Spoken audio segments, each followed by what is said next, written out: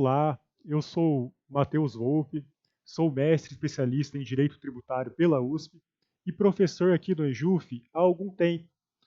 E nessa aula de hoje, a gente vai analisar o tema suspeição e impedimento, em um estudo voltado para o concurso de escrevente do TJ de São Paulo. Então, vamos lá, vamos começar a análise do tema. Olha só, quando a gente fala em suspeição e impedimento, a gente precisa contextualizar. Eu preciso falar com vocês alguns pontos aqui, a título de introdução, que são pressupostos para a gente compreender suspeição e impedimento. Olha só, vamos lá para os slides. O termo juiz, ele pressupõe a imparcialidade. Quando a gente imagina um juiz de direito, incitamente a essa figura, a gente pressupõe a imparcialidade do julgador. Imparcial, se a gente quiser uma definição, é aquele juiz que não tem predileção por nenhuma das partes. É o juiz que não faz distinção entre uma parte e outra. Essa é a ideia da imparcialidade. Se vocês olharem aí no slide, vocês vão ver que existe também uma definição no Código de Ética da Magistratura Nacional sobre imparcialidade.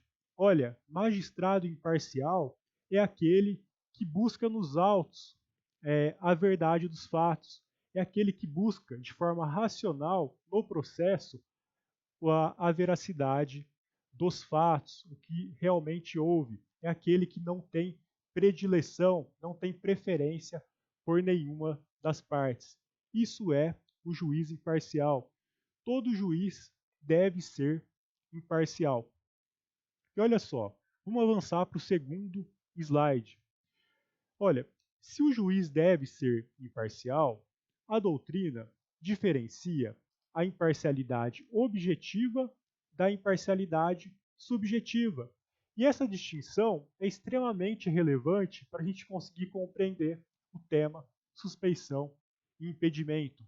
Olha só, no atual momento do direito, não basta que um juiz seja imparcial. Não basta a imparcialidade subjetiva. Não basta que o juiz ali, quando ele pegue um processo para julgar, ele se sinta imparcial. Não basta que o juiz, no seu âmago ali, no seu íntimo, ele se sinta apto a julgar de forma imparcial. Isso é insuficiente. Essa imparcialidade subjetiva não é mais suficiente.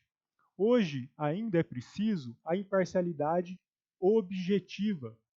E o que é imparcialidade objetiva? Não basta que o juiz seja parcial. O juiz deve aparentar ser imparcial. A coletividade ali, quando vê esse juiz julgando, deve ter uma confiança de que esse juiz ele é efetivamente imparcial. E nesse contexto é que surge a suspeição e impedimento. Olha, em algumas situações, a gente teria dúvida se o juiz é parcial ou não. Então a lei vai ali e afasta o juiz, ela traz um impedimento, ela prevê uma suspeição. É nesse contexto da aparência de imparcialidade que a gente tem o tema suspeição e impedimento. O código aqui fixou causas que tornam o juiz impedido e suspeito, com o objetivo aqui de preservar a sua parcialidade ou a aparência de imparcialidade. Esse tema é bastante importante. Vamos lá para o próximo slide. Imaginem o seguinte caso. Olha só, imagine um juiz, só para a gente exemplificar, não onde se insere a suspeição e impedimento, imagine um juiz que é professor. É algo extremamente comum. Vários juízes são professores em cursos preparatórios, em universidades. Imagine esse professor. Ele está ali no seu gabinete e, de repente, aparece um processo ali para ele julgar. E quando ele analisa esses autos, a parte do processo é exatamente a instituição na qual ele leciona, a instituição ali na qual ele tem um contrato de prestação de serviço, um vínculo de emprego, às vezes, seletista. Então, imagine essa situação, um juiz julgando um processo em que a parte é a instituição de ensino em que ele leciona. Esse juiz, ele seria imparcial ou não? A gente teria dúvidas. Para alguns, o juiz manteria só a imparcialidade, outros acreditariam que não. Nesse contexto, para evitar qualquer dúvida, o Código de Processo Civil foi ali e dispôs: olha, o juiz é impedido de julgar esse processo. O juiz está impossibilitado, ele está impedido de apreciar esse feito. A lei dispõe exatamente que o juiz não pode julgar uma causa em que figura como parte a instituição de ensino na qual ele leciona. Então aqui a gente vê suspeição e impedimento aqui. São dois institutos criados justamente para garantir essa imparcialidade do julgador, garantir não só a imparcialidade subjetiva, mas também a imparcialidade objetiva, a aparência de imparcialidade. Então, o que eu queria mencionar nessa introdução é isso, que esse tema aqui de suspeição e impedimento está relacionado com a imparcialidade do julgador. São institutos para garantir que o juiz seja imparcial. Vamos seguindo. Vamos para o nosso próximo slide. Mas olha só, o código ele diferencia suspeição do impedimento. E no final das contas, qual que é a diferença entre suspeição e impedimento? Vamos lá. Primeira coisa que a gente precisa saber é que a suspeição e o impedimento, elas integram o mesmo gênero. São a suspeição e o impedimento espécies de vício de parcialidade. A suspeição e o impedimento são isso. São espécies de vício de parcialidade. Vícios que vão afetar ali a imparcialidade do julgador. São duas situações que a gente chama de situações de risco. De risco que o juiz seja parcial no processo. Essa aqui é a ideia da suspeição e impedimento. As duas são situações de risco quanto à parcialidade do julgador. Mas elas se diferenciam. E diferenciam-se notadamente quanto à intensidade. Olha só que interessante.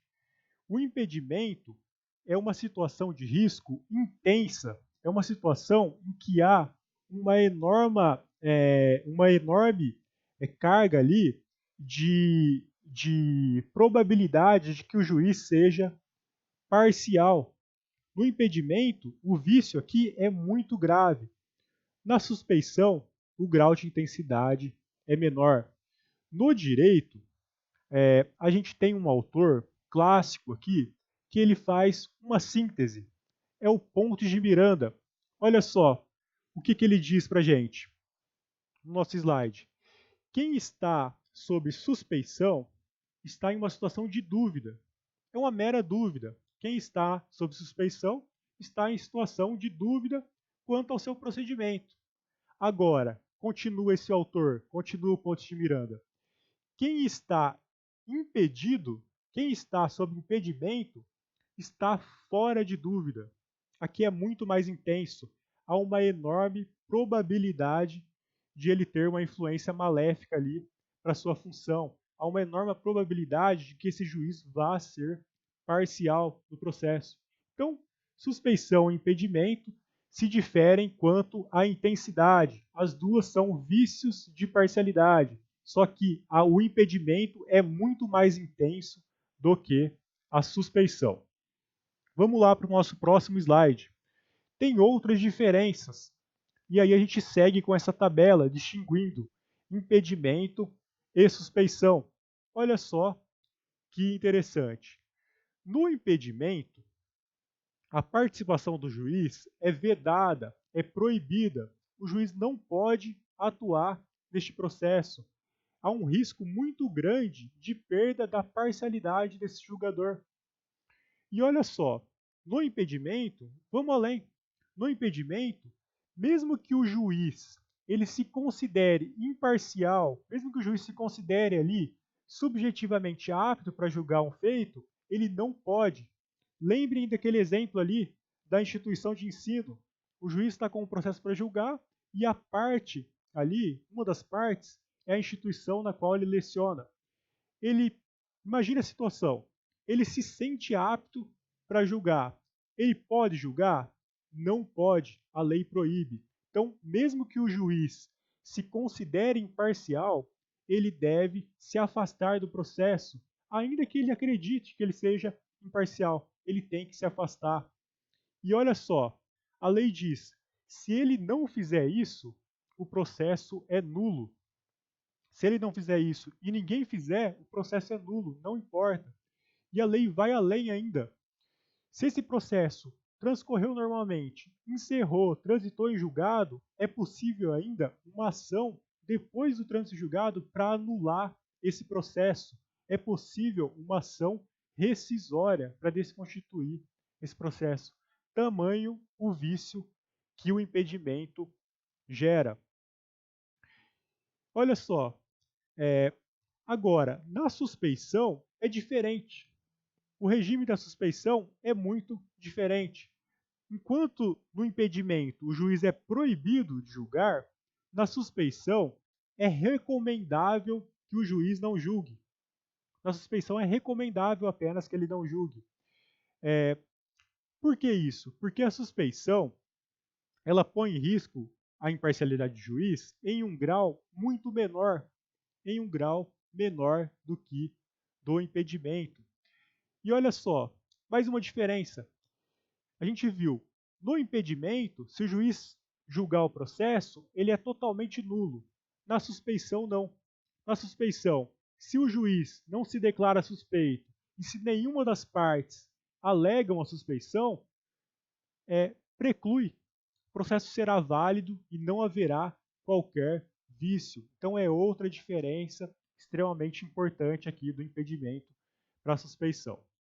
Olha só, vamos seguir na tabela aqui. Vamos para a terceira linha, nossa tabela. O impedimento, a gente diz, uma terceira diferença, a gente diz que ele é uma objeção processual.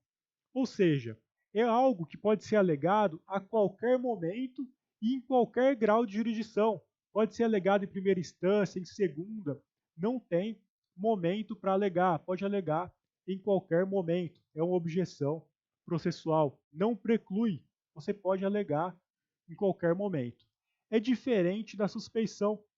A suspeição deve ser alegada em 15 dias. Se não for alegada nos 15 dias, haverá preclusão e não pode alegar mais. A única ressalva é que o juiz pode conhecer de ofício a suspeição, ele pode se declarar suspeito, mas a parte não pode mais alegar. Ela tem 15 dias, senão preclui. E por fim, uma última diferença aqui entre suspeição e impedimento é que o impedimento, as hipóteses de impedimento são mais objetivas, são facilmente demonstradas.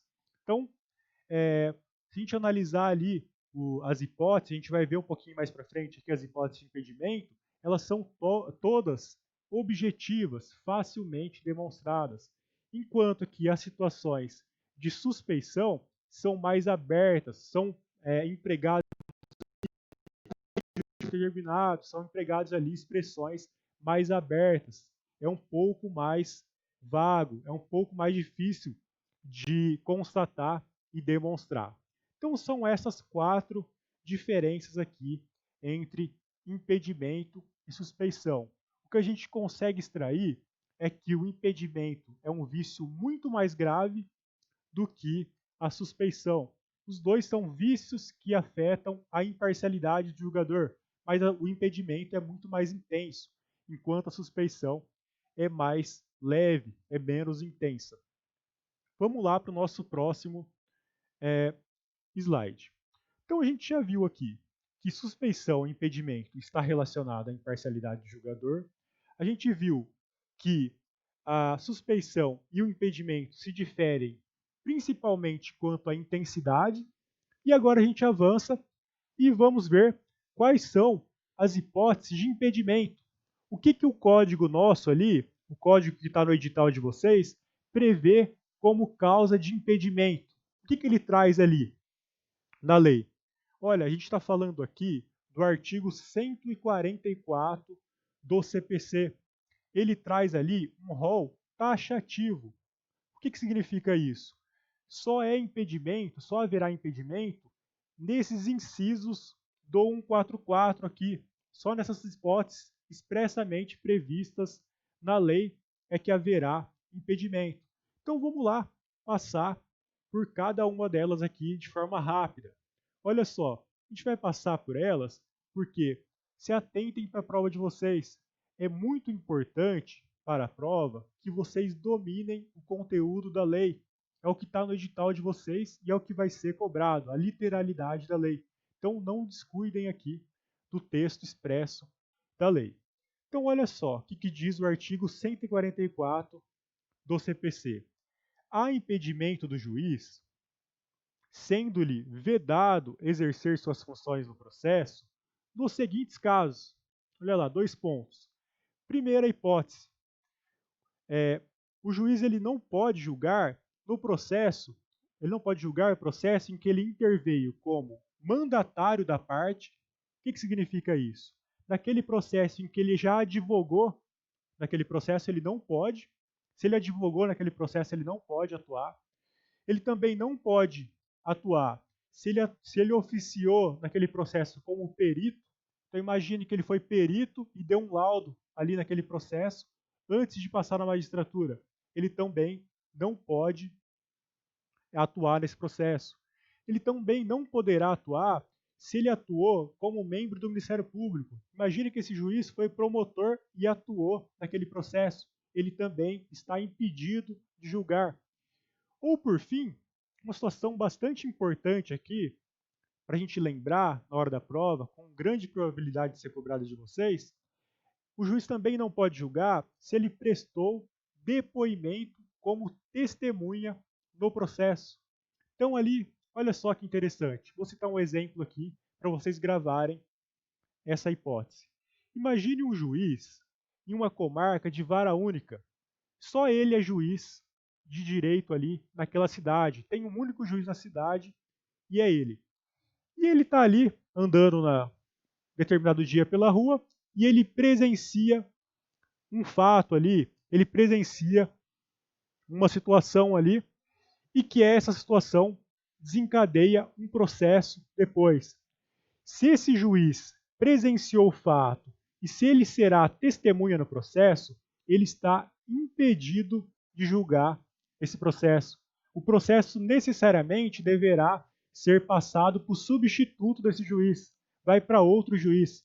Se o juiz presta depoimento no processo, se ele presenciou os fatos e prestou seu depoimento, ele está impedido de julgar.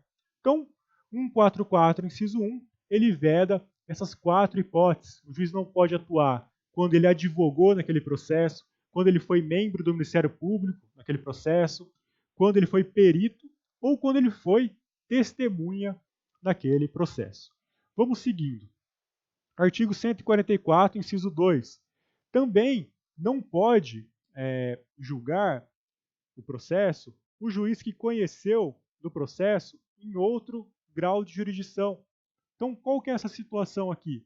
Imagine o juiz, ele sentenciou um processo, ele deu a decisão dele, a parte interpôs o recurso. Nesse meio tempo, ele é promovido para desembargador. Quando ele vai para a segunda instância, ele está impedido de julgar aquele processo. Se ele já conheceu daquele processo, se ele já analisou aquele processo em outro grau de jurisdição, ele não pode julgar esse recurso, ele estará impedido. Vamos lá para a próxima hipótese. 144, inciso 3. Essa é uma hipótese extremamente importante.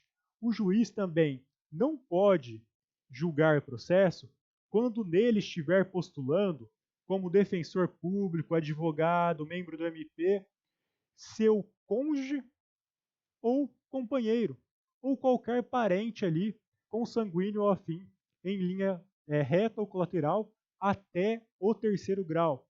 O que significa isso? Olha, o juiz não pode ali julgar um processo quando o advogado daquele processo é sua mulher, por exemplo, ou seu marido. A juíza não pode analisar esse processo, é vedado expressamente. Ele não pode julgar quando estiver postulando um defensor público, advogado ou membro do MP que seja parente até o terceiro grau, ou cônjuge ou companheiro. Então, vamos lá para o nosso próximo slide. 144 ainda continua até o inciso 9. Olha só, mais uma hipótese de impedimento. Outra hipótese de impedimento uma situação em que o juiz não poderá julgar o processo é quando ele mesmo for parte no processo. Quando for parte no processo, ele próprio, seu cônjuge, companheiro, parente, consanguíneo ou afim, em linha reta ou colateral, até o terceiro grau também. Então, não só quando o seu parente é advogado, ali, membro do MP, etc., mas também quando seu parente, com mais razão, é parte no processo, é autor ou réu. O juiz também está impedido de julgar o processo. Mais uma hipótese: quando o juiz for sócio ou membro de direção ou administração da pessoa jurídica, parte no processo. Então imagine a seguinte situação: o juiz está julgando um processo, ele está com os autos ali na mão, e quando ele olha a parte, é a empresa dele, ele é sócio daquela empresa. A lei impede que esse juiz julgue o processo. Só uma ressalva aqui que a doutrina faz. Em algumas situações, quando o juiz tem algumas poucas ações de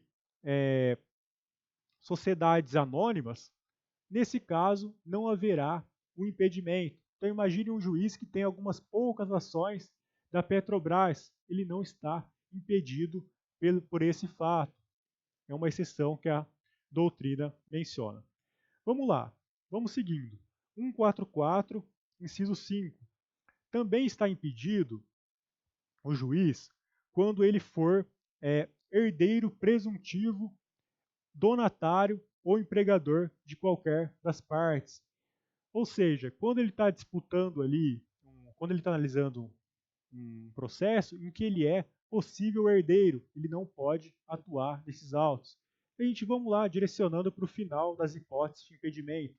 Também não pode julgar o juiz que figure como, no processo em que figure como parte, instituição de ensino com a qual ele tenha relação de emprego ou decorrente do contrato de prestação de serviço. É o exemplo que eu citei para vocês lá no começo da aula. O juiz não pode julgar o processo em que figure a instituição de ensino na qual ele trabalha. Mais uma hipótese aqui. Também não pode julgar o processo o juiz quando ele verifica ali que figura como parte naquele processo cliente do escritório de advocacia do seu cônjuge ou companheiro ou parente até o terceiro grau. Então, qual que é esse exemplo aqui para a gente entender? O juiz não pode julgar o processo quando ele analisando os autos ali, ele verifica que aquela parte, aquela pessoa ali que está no processo, é cliente do escritório de advocacia do seu filho, que ele é cliente do escritório de advocacia da mulher dele. Então ele não pode julgar o processo nesses casos. E por fim, uma última hipótese, quando o juiz, ele também não pode julgar quando o juiz promover ação contra a parte ou contra o advogado. Essas são as hipóteses de impedimento. Vamos lá então, a gente esgotou as hipóteses de impedimento, vamos lá de forma breve para analisar as hipóteses de suspeição e fechar esse segundo bloco aqui. Olha só, a gente tem que dominar na prova tem que decorar quais são as hipóteses de impedimento que a gente viu e saber distinguir aquelas hipóteses de impedimento, que são um vício extremamente grave, de outras hipóteses que são de suspeição, em que o vício é mais leve, o vício é menos intenso. Então, olha lá no slide 2.2. Quais são as hipóteses de suspeição? Olha só, são aquelas hipóteses em que há indício de parcialidade. Tem uma suspeita aqui de parcialidade. São hipóteses aqui que o legislador ele constrói de forma mais aberta. Ele emprega conceitos jurídicos indeterminados aqui. Por quê? Porque não tem como o legislador imaginar todas as hipóteses em que o juiz seria suspeito. Então ele emprega termos abertos, termos vagos ali para abarcar várias situações. Olha só que interessante. O juiz, a gente vai analisar um pouquinho mais para frente as hipóteses de suspeição. Mas olha que interessante. O juiz, se ele não se sente imparcial em um determinado processo, ele pode declarar sua suspeição por motivo de foro íntimo. Ele se declara ali suspeito por motivo de foro íntimo. Ele não precisa informar ali no processo o motivo pelo qual ele não tem a necessária imparcialidade. Ele só se declara suspeito e remete o processo para o substituto legal. É uma regra ali para proteger a intimidade do magistrado. Só que olha que interessante. Para assegurar um controle da veracidade da suspeição e para não ter abusos, o juiz ele comunica para a corregedoria os motivos ali. Ele tem uma normativa própria dentro do Poder Judiciário que ele faz uma comunicação sobre as razões. E olha só, essas hipóteses elas são abertas, a gente vai ver aqui, só que em qualquer caso, você não pode alegar uma suspeição quando você deu causa a essa suspeição. Se você provocou a suspeição, você artificiosamente provocou um litígio com o magistrado para que ele seja declarado suspeito e que venha o substituto, nesse caso, a lei expressamente veda, ela diz que é ilegítima a alegação de suspeição quando houver sido provocada por quem alega, ou se a parte também praticou um fato que significa aceitação desse juiz. Se ela fez isso, também não será possível alegar a suspeição. E olha só, são só 4 as hipóteses de suspeição. Vamos analisar elas aqui rapidamente nesse final de aula. Olha só, a suspeição, o artigo 145 diz para a gente em 4 hipóteses. Primeira hipótese, quando o juiz ele é amigo íntimo ou inimigo de qualquer das partes ou advogado. Então, se o juiz é amigo ou inimigo de qualquer das partes, ele não pode julgar o feito. Também não pode, também haverá uma suspeição aqui se o juiz recebeu presentes de pessoas que tenham interesse na causa, antes ou depois de iniciado o processo, tanto faz. E olha só, mais um ponto importante. Também é suspeito o juiz que aconselhou qualquer das partes antes da propositura da ação. É aquele juiz que falou, olha, faz isso ou aquilo. Se o juiz aconselhar qualquer das partes sobre o objeto da causa, o que deve ser feito, o que não deve ser feito, etc., ele também é suspeito. E, por fim, também é suspeito o juiz que ele subministre meios para atender as despesas do processo. Se ele custeia ali também despesas, também é suspeito. E, por fim, para a gente fechar, o juiz também será suspeito se uma das partes for sua credora ou devedora de seu cônjuge, companheiro ou parente até o terceiro grau. E por fim, para a gente fechar as hipóteses de suspeição, a gente tem uma cláusula aqui extremamente aberta. Também é suspeito o juiz interessado no julgamento do processo em favor de qualquer das partes. Então, terminado esse primeiro ponto, vamos dar um intervalo e daqui a pouco a gente volta para fechar a suspeição e impedimento.